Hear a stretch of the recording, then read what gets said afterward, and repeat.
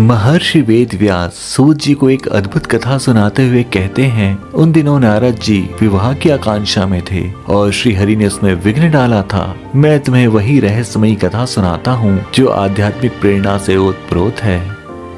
हिमालय पर्वत पर एक बड़ी पवित्र गुफा थी। उसके समीप ही सुंदर गंगा जी बहती थी।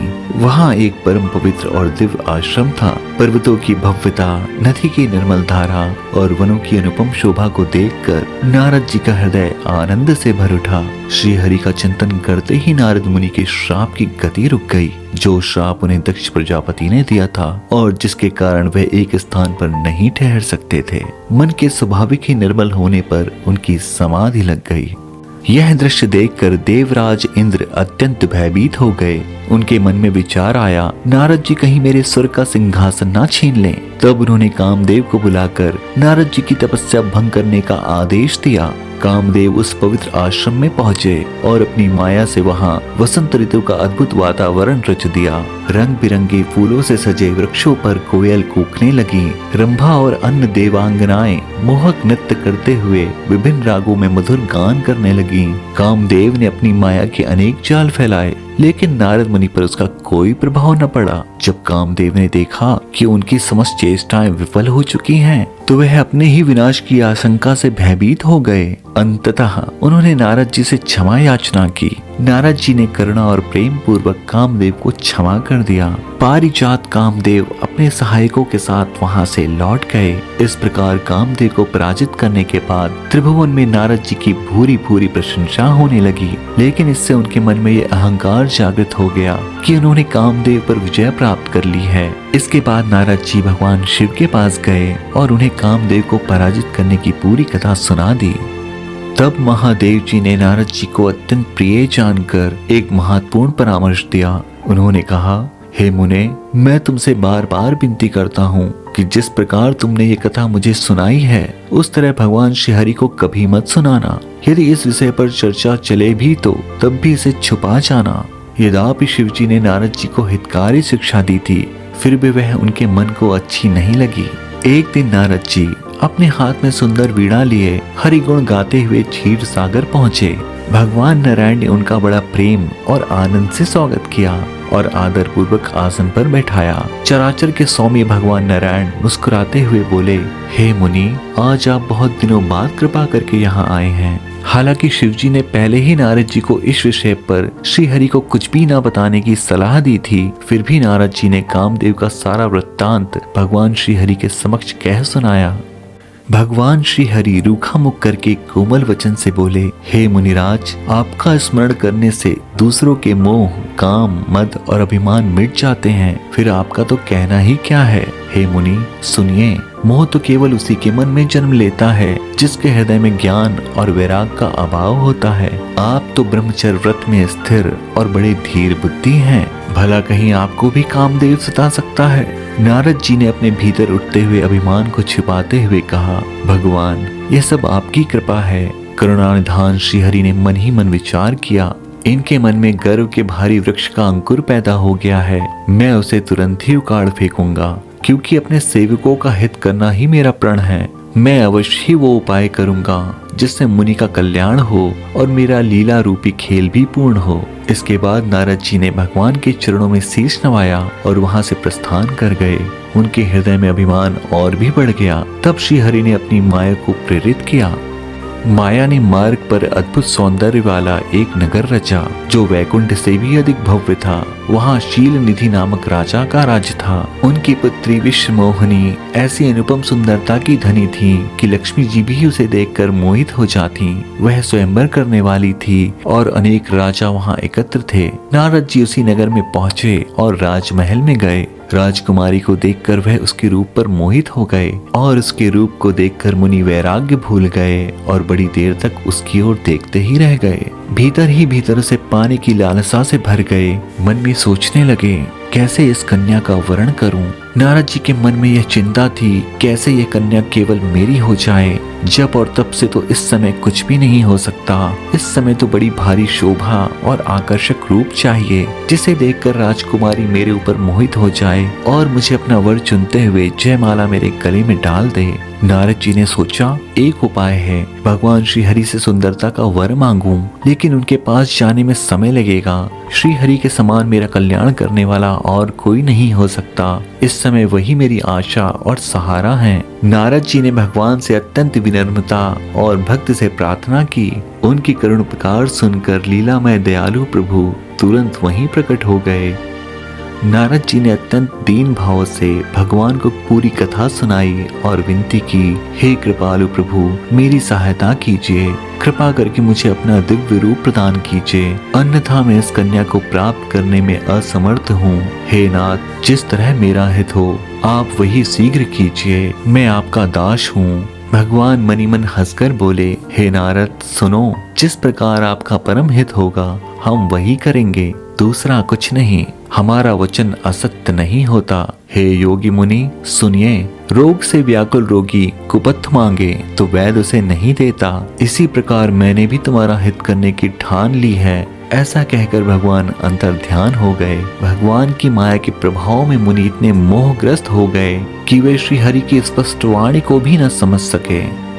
ऋषिराज नारद तुरंत वहां गए जहां स्वयंवर हो रहा था। मुनि नारद मन ही मन प्रसन्न हो रहे थे कि मेरा रूप बड़ा सुंदर है। कृपा निधान भगवान ने मुनि के कल्याण के लिए उन्हें हरि का रूप दे दिया, जो कि वानर का भी रूप था, अर्थात उन्हें कुरूप बना दिया। लेकिन इस रहस्य को कोई न जान सका। सबने उन्हें नारद ही समझकर श्रद्धा पूर्वक प्रणाम किया। वहां शिव जी के 2 गण भी उपस्थित थे जो सारी लीला को जानते थे। वे ब्राह्मण का वेश धारण करके उसी स्थान पर आकर बैठ गए जहां नारद जी बैठे हुए थे।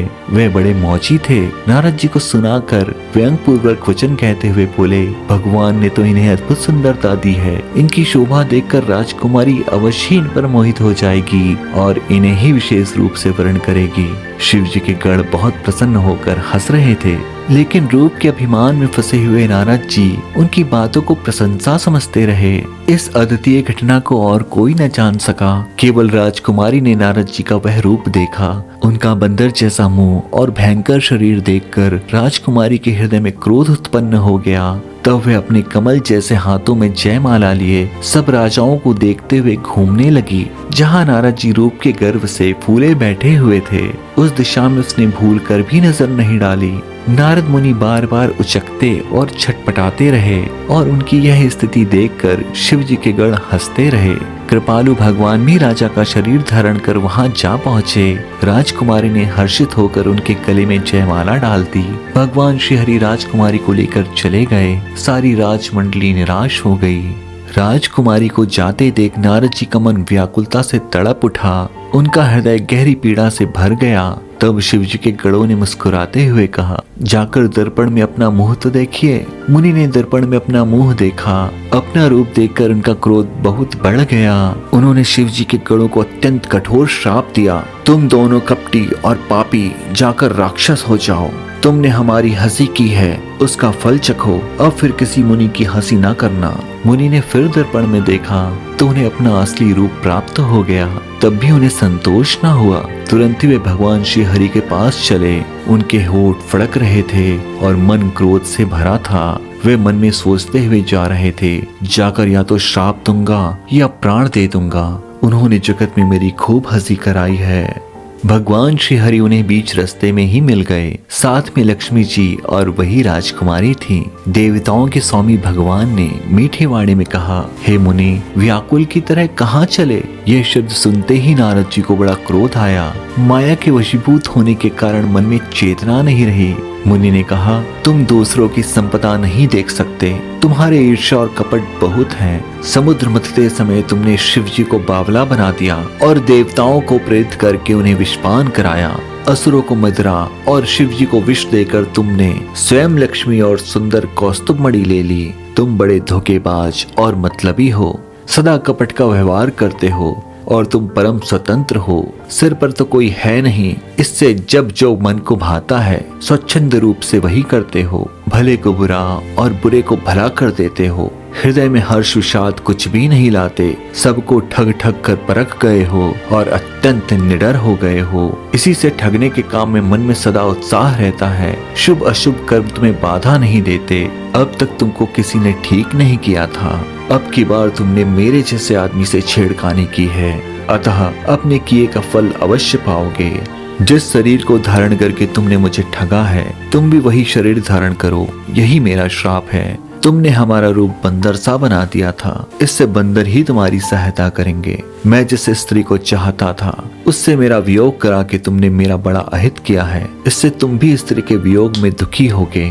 श्राप को सहज भाव से स्वीकार करते हुए और हृदय में प्रसन्नता लिए भगवान ने अपनी माया की प्रबलता को तुरंत समाप्त कर दिया। जैसे ही भगवान ने अपनी माया हटा ली, तब वहाँ न लक्ष्मी ही रह गई न राजकुमारी ही। यह देखकर मुनि भय से कांप उठे और अत्यंत विनीत भाव से श्री हरि के चरणों में जा गिरे। उन्होंने करुण स्वर में कहा, हे शरणागत वत्सल, कृपया करके मेरी रक्षा कीजिए, मेरा श्राप मिथ्या हो जाए। तब दीनों पर अत्यंत दया करने वाले भगवान मुस्कुराए और बोले, मुनिवर, यह सब मेरी इच्छा से हुआ है। मुनि ने कहा, मैंने आपको अनेक खोटे वचन कहे हैं, मेरे पाप कैसे मिटेंगे? भगवान ने कहा, शंकर जी के सतनाम का जाप करो, शिव जी के समान मुझे और कोई प्रिय नहीं है, इस बात को कभी ना भूलना।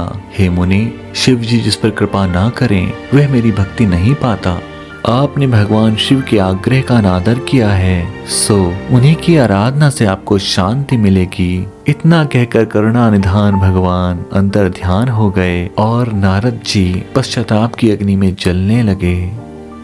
अगले एपिसोड में जानिए नारद मुनि भगवान विष्णु को श्राप देकर क्यों पश्चाताप की अग्नि में जलते हुए वन वन और पर्वतों में भटकते रहे, फिर कैसे उन्हें शांति मिली। साथ ही देखिए महर्षि वेद व्यास को भगवान गणेश को कष्ट देने पर अशांति ने कैसे घेर लिया और किसने दिखाया उन्हें शांति का मार्ग। ऐसे और भी वैदिक कथाओं के लिए हमारे चैनल को सब्सक्राइब करना ना भूलें।